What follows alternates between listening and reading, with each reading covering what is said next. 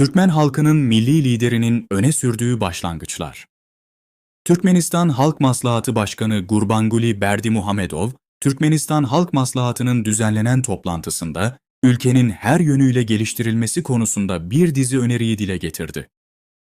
Türkmenistan Halk Maslahatı'nın gelecek yıl yapılacak toplantısında 2026 ile 2052 yılları arasında ülkenin dış ekonomik faaliyetleri, devlet-özel sektör işbirliği, dijital ekonomi, ulaşım diplomasisi, kültürel diplomasi, bilimsel tıbbi diplomasi, yüksek öğretim stratejileri, fikri mülkiyet sistemini geliştirme konsepti, ayrıca 2030 yılına kadar beden eğitimi ve sporun desteklenmesi ve geliştirilmesi programı gibi konularda projelerin sunulmasını önerdiğini belirtti.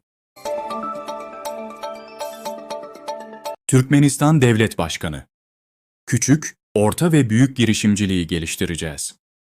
Türkmenistan Devlet Başkanı Serdar Berdimuhamedov, Halk Maslahatı'nın toplantısında yaptığı konuşmada, küçük, orta ve büyük girişimciliğin geliştirilmesi yönünde kapsamlı çalışmalar yapılacağını vurguladı. Gelecekte de küçük, orta ve büyük girişimciliği geliştirmeye yönelik reformları sürdüreceğiz, diyerek, Türkmenistan Devlet Başkanımız ulaşım ve iletişim sistemlerinin geliştirilmesine özel önem verdiklerini belirtti. Çin, Kazakistan, Türkmenistan, İran ulaşım koridorunu geliştirmek ve taşınan yük miktarını artırmak için gerekli çalışmaları yürütüyoruz. Asya, Pasifik bölgesinden Avrupa ülkelerine kadar uzanan uluslararası multimodal ulaşım yolunu geliştirmeye büyük önem veriyoruz diyen devlet başkanı, bu yıl Balkan vilayetinin Cebel kasabasında uluslararası havaalanı kompleksinin hizmete sunulacağını açıkladı. Türkmenistan'ın eyaletlerde hastaneler inşa edilecek. Türkmenistan'ın devlet başkanı, Türkmenistan Halk Maslahatı'nın toplantısında yaptığı konuşmasında, Türkmenistan sağlık ve ilaç endüstrisi çalışanlarının günü vesilesiyle Aşkabat'ta Uluslararası Fizyoloji Bilimsel Klinik ve Uluslararası Rehabilitasyon Merkezlerinin görkemli bir törenle hizmete sunulacağını belirtti. Şu anda başkentimizde Uluslararası Pediatri, Uluslararası Onkoloji Bilimsel Klinik Merkezleri ve Diş Hekimliği Merkezi'nin inşaatının hızla devam ettiğini de söyledi. Ayrıca gelecekte Meri, Balkan ve Lebap vilayetlerinde uluslararası standartlarda onkoloji merkezlerinin, Daşoguz vilayetinde ise Anne ve Çocuk Sağlığı Koruma Merkezi'nin inşasının planlandığını ifade etti. Türkmenistan'da ilk güneş ve rüzgar elektrik santrali hizmete açılacak.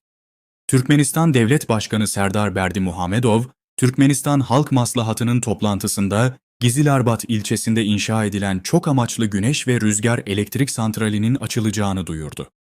Türkmenistan Devlet Başkanı yaptığı konuşmada ayrıca şöyle dedi: Ülkemizde halkayı tamamlayan enerji sistemi entegre etme çalışmaları da başarılı bir şekilde gerçekleştirildi.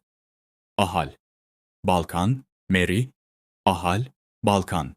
Daşoguz hatları boyunca yüksek voltajlı enerji iletim hatları devreye alındı.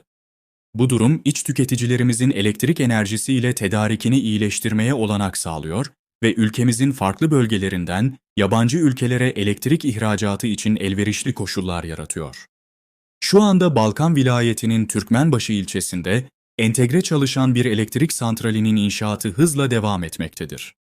Yakın günlerde Gizilarbat ilçesinde inşa edilen çok amaçlı güneş ve rüzgar elektrik santralinin açılış törenine katılacağız.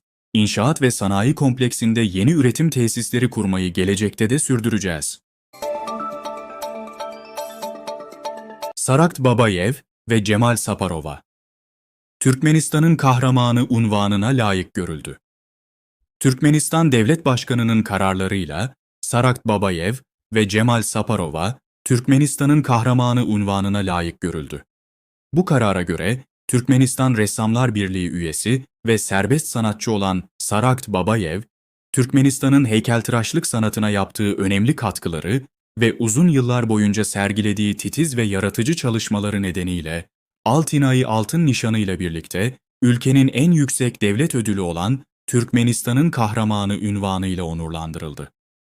Aynı şekilde Türkmenistan Tekstil Sanayi Bakanlığı, Dokmaçılar Kültür Merkezi'nin Folklor Etnografi Dans Grubu'nun sanat yönetmeni Anna Cemal Saparovna Nurmuhammedova da milli kültürümüzü, milli müzik ve dans sanatını geliştirmeye ve dünya genelinde tanıtmaya yaptığı değerli katkılarından dolayı Altınay'ı Altın Nişanı ile birlikte Türkmenistan'ın kahramanı unvanı ile ödüllendirildi.